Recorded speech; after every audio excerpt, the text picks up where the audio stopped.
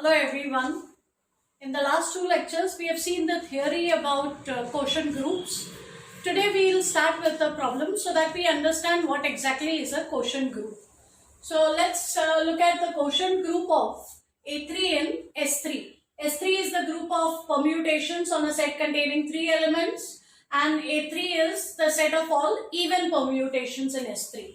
So we have denoted the elements of S3 by rho naught, rho 1, rho 2, mu 1, mu 2, mu 3, and A3,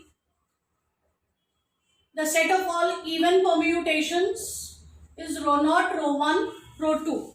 We have already proved that A3 is a subgroup of S3. In fact, in general, we have proved that AN is a subgroup of Sn. We have also proved that AN is a normal subgroup of Sn. So A3 has to be a normal subgroup of S3.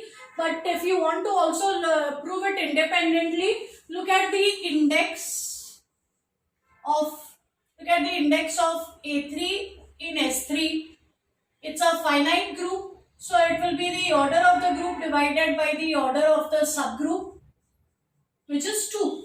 And we have proved earlier that if the index of a subgroup is 2, then that subgroup has to be a normal subgroup.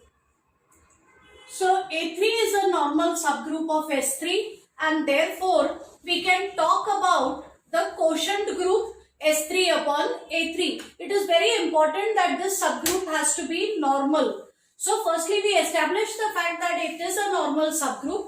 Let us now look at the elements of S3 by A3. The index is 2.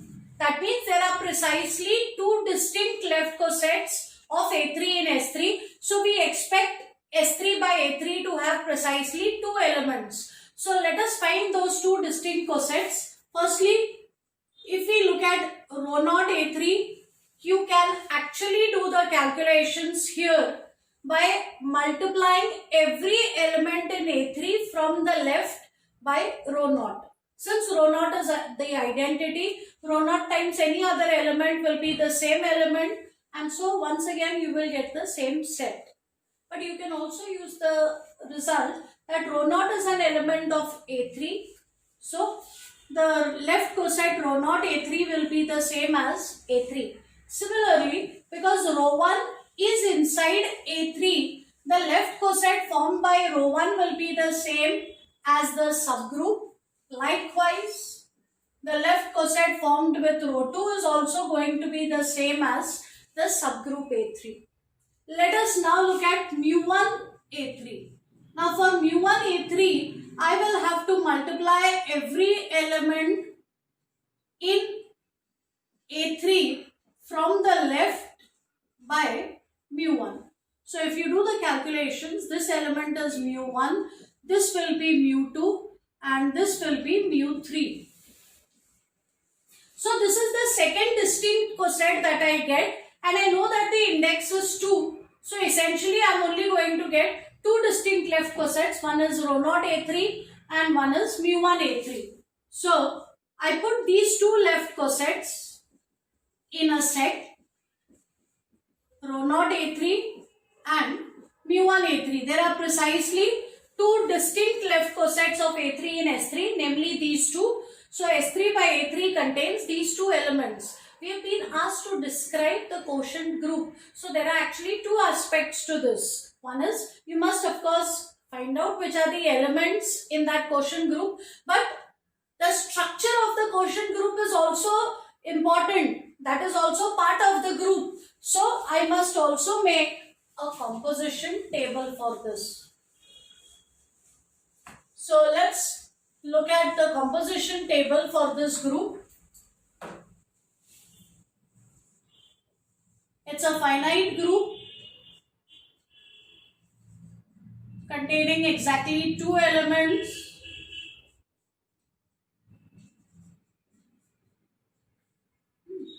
Now, this element I expected to be the identity, so I will not waste much time. You can also do the calculations and check for yourselves. But let me do this multiplication. Mu 1 A3 times mu 1 A3. Let me multiply these two left cosets. In order to multiply these two left cosets, I multiply the corresponding elements mu1, mu1 and look at the left coset formed with this element. Now mu1 times mu1 is rho naught. So this will be rho naught A3, which is the same as A3.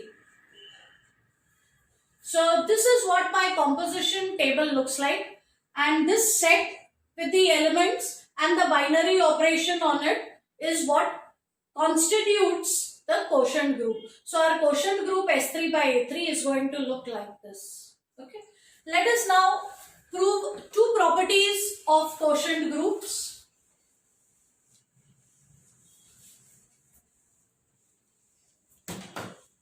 The first one that we are going to prove is, let H be a normal subgroup of a group G if G is abelian. If G is abelian, then the quotient group is also abelian.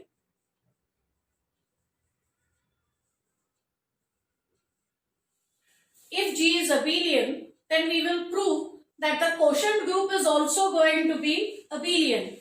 So firstly, it is given that H is a normal subgroup of G.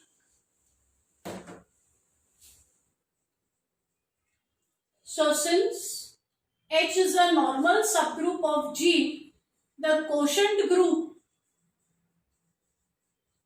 G by H is defined. It makes sense to talk about the quotient group because the subgroup H that is given is a normal subgroup.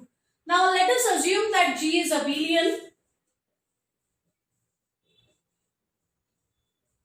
Of course, I must remark over here that if G is abelian, then even if it is given that H is a subgroup, it's enough, because for an abelian group, every subgroup is normal. So if the group is abelian and it is only given that H is a subgroup, still things will work. So let G be an abelian group. We wish to prove that the quotient group is also abelian.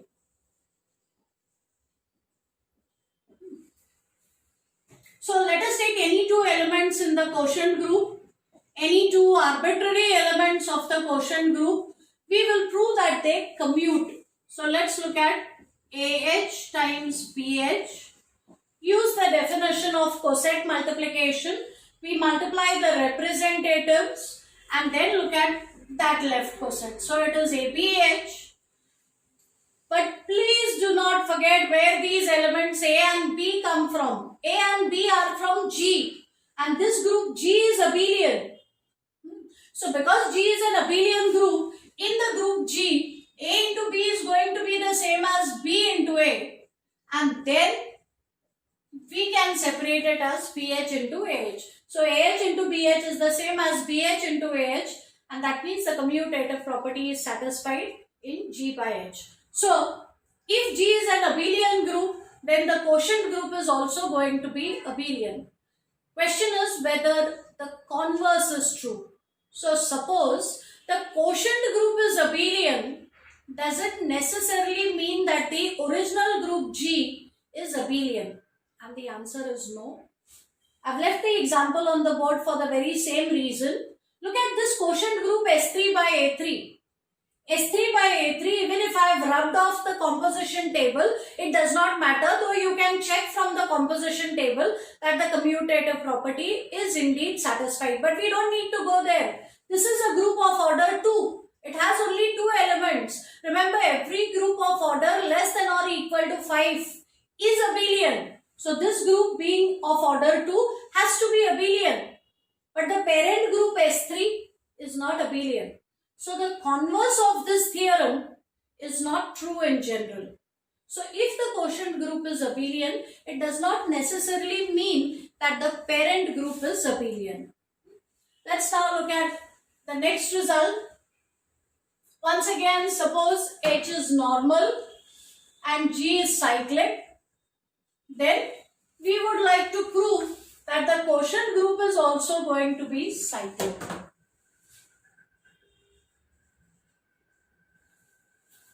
So this time I take G to be a cyclic group and I wish to prove that quotient group also has to be cyclic. So again, because H is normal, the quotient group makes sense. Let this group be cyclic. Cyclic means it has to have some generator. So let us assume that G is generated by an element A.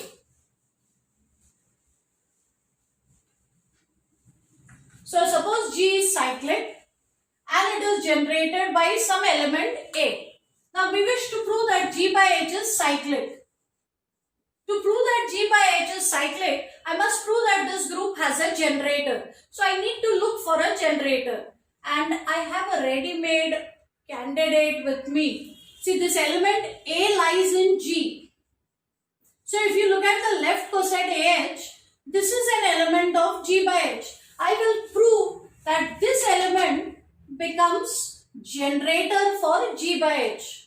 So I will show that this element, the left coset corresponding to the element A is generator for G, and corresponding element in the quotient group is going to become generator for the quotient group. So I am going to prove that every element in the quotient group is going to be an integral power of this element.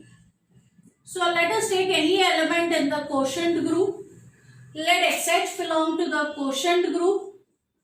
But this means X lies in G, and if X lies in G, G is cyclic, so X has to look like some integral power of A.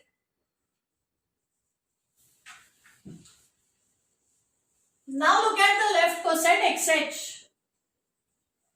So XH looks like A raised to n H. But that can be written as AH raised to n. I have given this as the fourth point in the note in the earlier lecture. So every element of the quotient group can be expressed as an integral power of AH.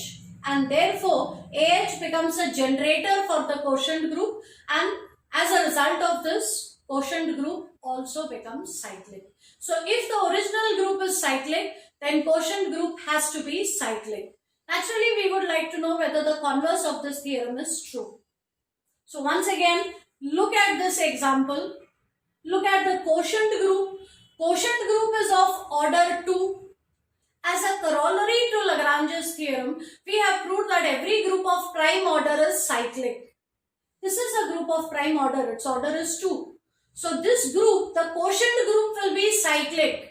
But look at S3. S3 is not cyclic. Why do you think S3 is not cyclic? Pause your video and think about it. So S3 is not cyclic because it's not abelian. If a group is cyclic, it has to be abelian. So if it is not abelian, it cannot be cyclic. We know that S3 is not abelian. So it cannot be a cyclic group. So once again, converse of this theorem is not true in general, because here's an example of a quotient group which is cyclic, but original group is not cyclic. We will prove a few more properties in the next lecture. That's all for now. Thank you.